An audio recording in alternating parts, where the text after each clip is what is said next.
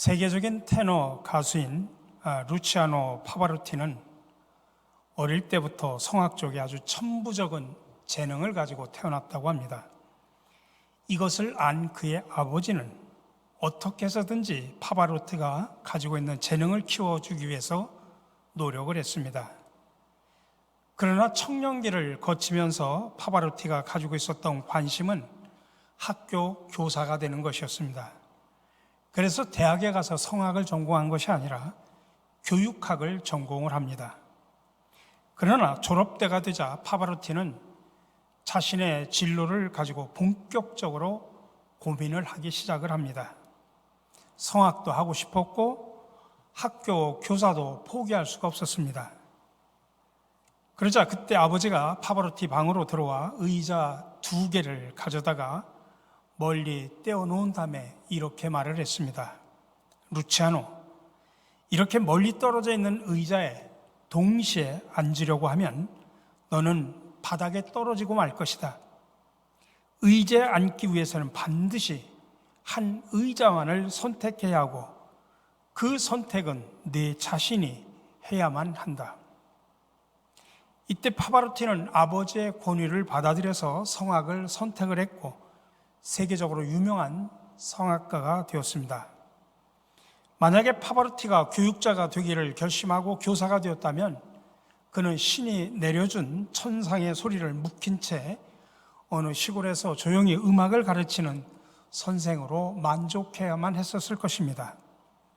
그러나 아버지의 권유를 받아들여서 성악을 선택한 그는 플라시도 도밍고와 또 호세 가레르스와 함께 세계 3대 성악가 중에 한 사람으로 불리게 되었습니다.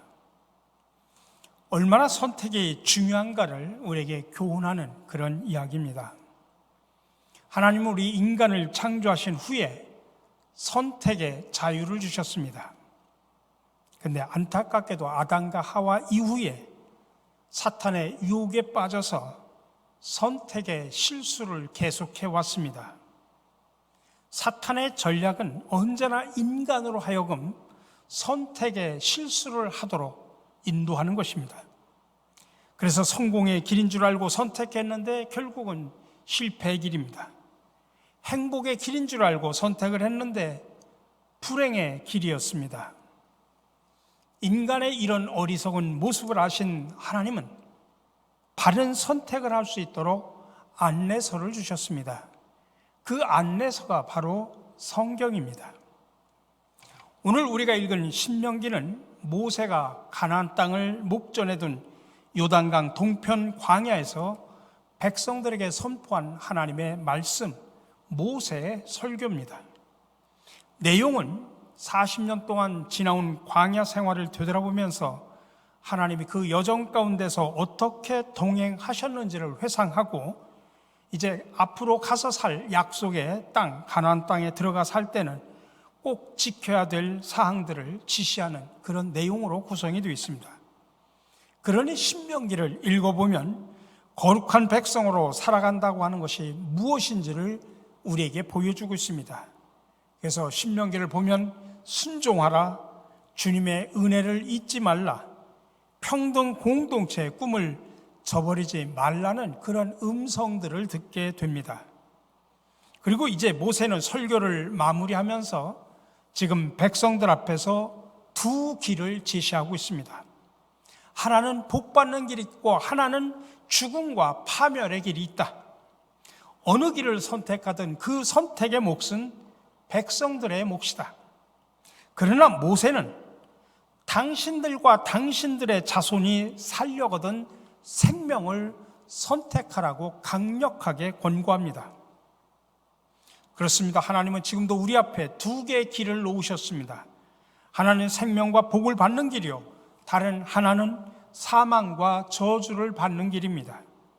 오늘 15절에서 말합니다. 보라, 내가 오늘 생명과 복과 사망과 화를 네 앞에 두었나니. 예수님도 2개의 길을 말씀하셨습니다. 마태복음에 보면 좁은 문으로 들어가라, 멸망으로 인도하는 문은 크고 그 길이 넓어 그리로 들어가는 자가 많고 생명으로 인도하는 문은 좁고 길이 협착하여 찾는 자가 적음이라. 가기는 힘들어도 생명으로 가는 길이 있고 쉽고 편해도 멸망으로 가는 길이 있다라고 말씀하신 것입니다. 오늘 19절에서 내가 생명과 사망과 복과 저주를 내 앞에 두었은즉 너와 네 자손이 살기 위하여 생명을 택하고, 여기서 지금 모세는 두 길 가운데 바로 생명의 길, 사는 길을 부디 선택하라고 지금 강력하게 말합니다. 망하는 길을 선택하지 말고 사는 길을 선택하라. 아무리 많은 사람들이 망하는 길로 간다고 할지라도 살기를 원하는 사람들은 생명의 길을 선택해야 한다는 것입니다. 그러면 생명, 사는 길을 선택한다고 하는 것은 구체적으로 무엇을 뜻하는 것일까요? 오늘 20절에서 말합니다. 내 하나님 여호와를 사랑하고 그의 말씀을 청종하며 또 그를 의지하라. 바로 이것입니다. 하나님을 사랑하는 것, 그리고 그의 말씀을 듣고 따르는 것, 이 두 가지가 바로 사는 길을 선택한 사람이 해야 할 구체적인 사항이라고 하는 것입니다. 첫 번째로 사는 길을 선택한 사람은 먼저 하나님을 사랑해야 합니다. 오늘 본문에서 모세는 사는 길을 선택한 사람은 먼저 하나님을 사랑하라고 요청합니다. 20절에서 말합니다. 내 하나님 여호와를 사랑하고, 내 하나님 여호와를 사랑하라. 생명의 길, 사는 길을 선택하는 사람은 하나님을 사랑해야 된다고 하는 것입니다. 어느 날 한 율법학자가 예수님께 찾아와서 묻습니다. 선생님, 율법 중에서 가장 큰 계명이 무엇입니까? 예수님께서 말씀하셨습니다. 네 마음을 다하고 목숨을 다하고 뜻을 다하여 주 너희 하나님을 사랑하라 하셨으니 이것이 크고 첫째들은 계명이요 둘째는 그와 같으니 네 이웃을 내 몸과 같이 사랑하라 하셨으니 이 두 계명이 온 율법과 선지자의 강령이니라. 여기서 말하는 강령이라고 하는 뜻은 본래 뜻 골자 핵심이라는 뜻입니다. 다시 말하면 율법의 핵심이 뭐냐? 하나님 사랑과 이웃 사랑이라고 하는 것입니다. 자, 그러면 우리는 어떻게 해야 구체적으로 하나님을 사랑하는 것일까요? 세 가지입니다. 첫 번째로는 하나님을 아는 것입니다.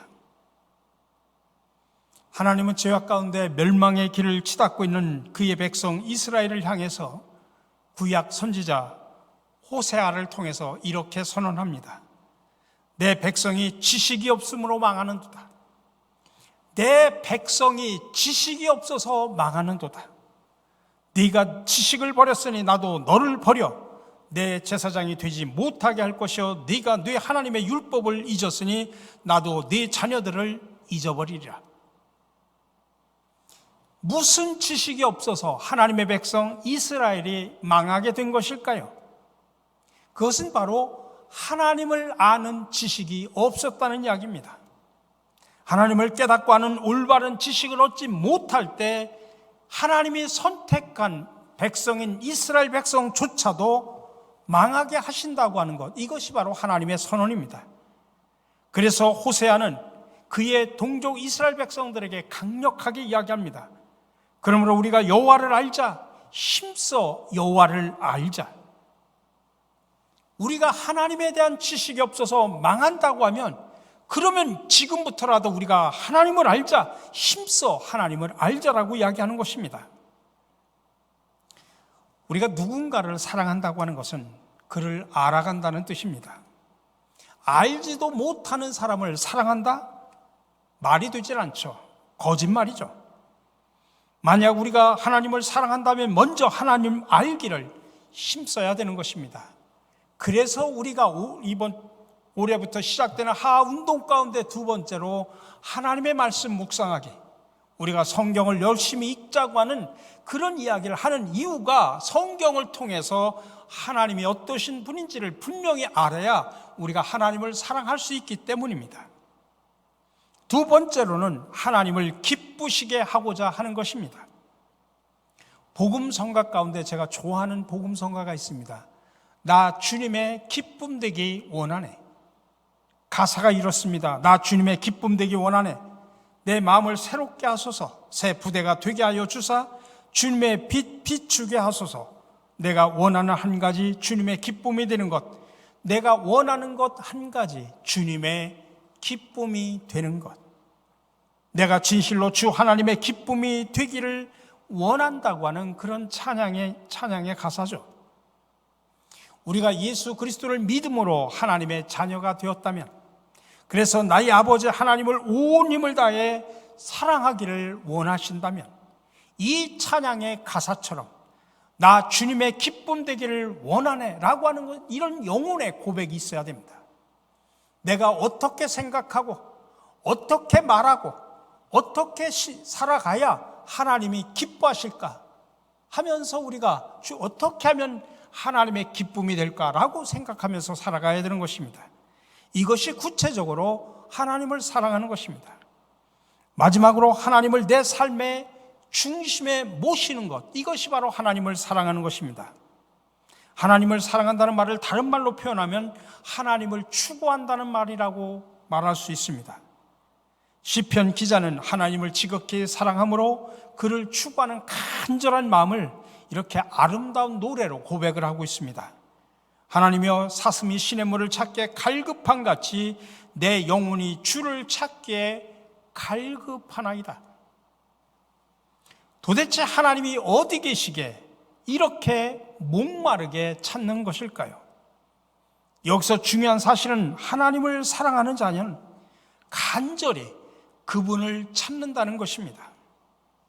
여러분들이 자녀를 기뤄서 아시겠지만은 어린 아이는 엄마가 잠시만 보이지 않아도 정신없이 엄마를 찾습니다. 만약 찾는데도 보이지 않으면 목 놓아 웁니다. 엄마가 보일 때까지 울기를 그치지 않습니다. 왜 그렇습니까? 엄마가 간절하게 필요하기 때문이고 엄마를 너무나 사랑하기 때문입니다. 마찬가지로 성도는 하나님이 보일 때까지 간절히 찾는 자입니다. 목마르게 찾는 자들입니다. 성경에서는 하나님의 임재를 사모하는 성도들의 영적인 상태를 사랑하는 연인을 사모하는 자의 모습으로 아가서에서 그렇게 표현합니다. 내가 밤에 침상에서 마음으로 사랑하는 자를 찾았노라. 찾아도 찾아내지 못하였노라. 이에 내가 일어나서 성 안을 돌아다니며 마음에 상한 자를 거리에서나 큰 길에서나 찾으리라 하고 찾았으나 만나지 못하였노라. 이렇게 사랑하는 연인에 대한 간절한 기다림을 통해서 하나님의 자녀가 그분을 찾는 영적 추구를 이렇게 표현하고, 또 시편에서 사슴이 시냇물을 찾는 갈급한 만큼이나 감동 있게 우리에게 보여주고 있습니다. 이 말씀 속에서 우리가 이해하게 되는 것은 그리스도인의 삶의 핵심이 뭐냐? 그것은 하나님이 내 삶의 중심이 되신다고 하는 것입니다. 우리가 말만 번지르게 하고 삶은 전혀 상관없는 그런 종교적인 삶이 아닙니다. 그와는 달리 신앙인은 하나님의 자녀로서 끝까지 하나님 아버지를 추구하는 것입니다. 몇 번 찾다가 힘들고 어려우면 그만두는 것이 아닙니다. 찾도록 찾고 끝까지 찾는 것입니다. 결코 포기하지 않는 것입니다. 왜냐하면 그 하나님이 내 삶의 중심이 되기 때문입니다. 그리고 그분이 내 중심이 되지 않으면 나에게는 삶의 의미가 없고 살아갈 어떠한 이유도 없기 때문입니다. 우리 사랑하는 성도 여러분 진정으로 하나님을 사랑하십니까? 그러면 하나님을 알아가시기 바랍니다. 날마다 힘써 말씀을 읽고 묵상해야 됩니다. 기도해야 됩니다.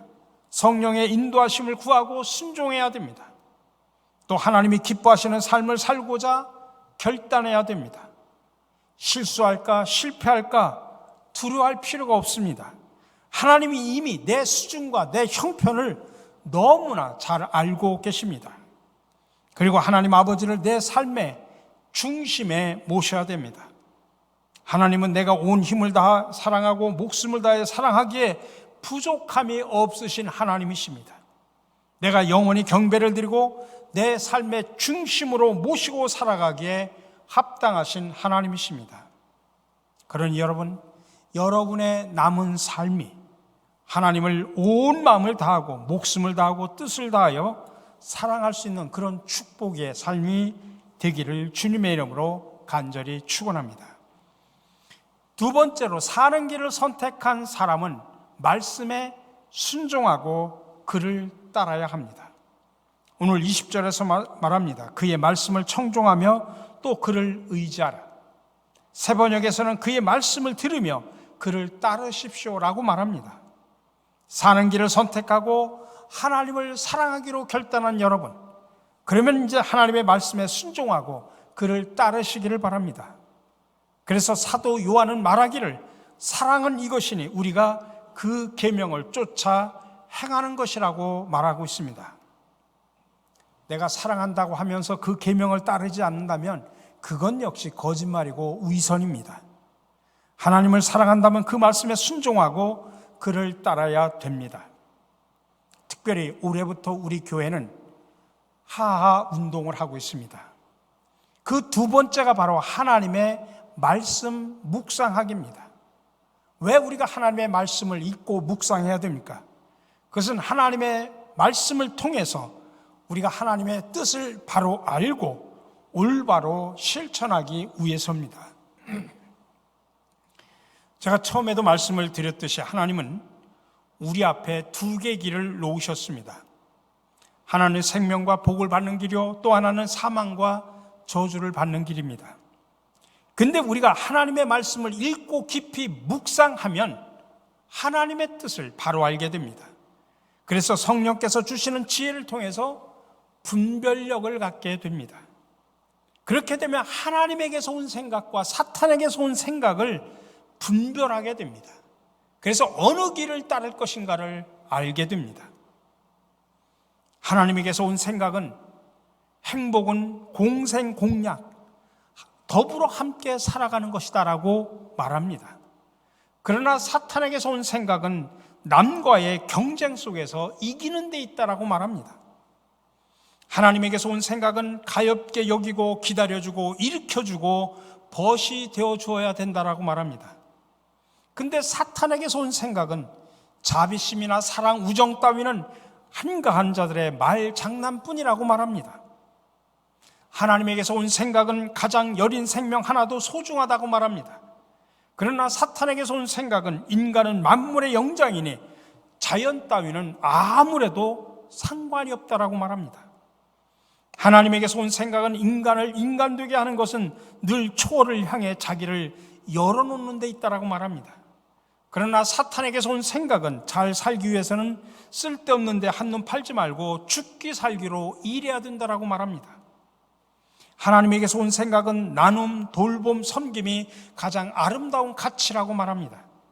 그러나 사탄에게서 온 생각은 독점, 무정함, 지배가 가장 귀하다라고 말합니다. 하나님에게서 온 생각은 전쟁과 폭력과 학대와 착취를 벌이고 상대방의 필요에 응답하는 것이 참 평화의 길이라고 말합니다. 그러나 사탄에게서 온 생각은 모든 힘을 동원해서라도 상대방을 굴복시키는 것이 평화의 길이라고 말합니다. 하나님에게서 온 생각은 우리와 생각이 다르고 삶의 방식이 다른 사람도 존중해야 된다라고 말합니다. 그러나 사탄에게서 온 생각은 우리의 언어와 피부색과 종교가 다른 사람들을 위험한 존재라고 말합니다. 그렇기 때문에 우리는 힘들고 어려워도 반드시 사탄에게서 온 생각이 아닌 하나님에게서 온 생각을 우리가 가지고 살아가야 됩니다. 바로 그것이 우리가 사는 길이고 생명을 선택하는 길입니다. 도종환의 시인이 쓴 담쟁이라는 시가 있습니다. 저것은 벽, 어쩔 수 없는 벽이라고 우리가 느낄 때, 그때 담쟁이는 말없이 그 벽을 오른다. 물 한 방울 없고 씨앗 한 톨 살아남을 수 없는 저것은 절망의 벽이라고 말할 때 담쟁이는 서두르지 않고 앞으로 나아간다. 한 뼘이라도 꼭 여럿이 함께 손을 잡고 올라간다. 푸르게 절망을 다 덮을 때까지 바로 그 절망을 잡고 놓지 않는다. 저것은 넘을 수 없는 벽이라고 고개를 떨구고 있을 때 담쟁이 잎 하나는 담쟁이 잎 수천 개를 이끌고 결국 그 벽을 넘는다. 여러분, 저는 이게 바로 신앙이라고 말할 수 있습니다. 사는 길을 선택한다고 하는 것은 바로 이겁니다. 여러분, 그 길은 너무나 좁은 길이고 십자가의 길이고 험난한 길입니다. 그래서 많은 사람들이 그 길로 가고 싶어 하지 않습니다. 그러나 우리는 아무리 힘들고 어려워도 벽을 넘는 이 담쟁이의 보폭으로 오늘도 내일도 사는 길을 선택을 해야 되는 것입니다. 그 길을 선택해서 결국에는 하나님이 주시는 놀라운 복을 누리고 나누며 살아가는 저와 여러분들이 되시기를 주님의 이름으로 간절히 축원합니다.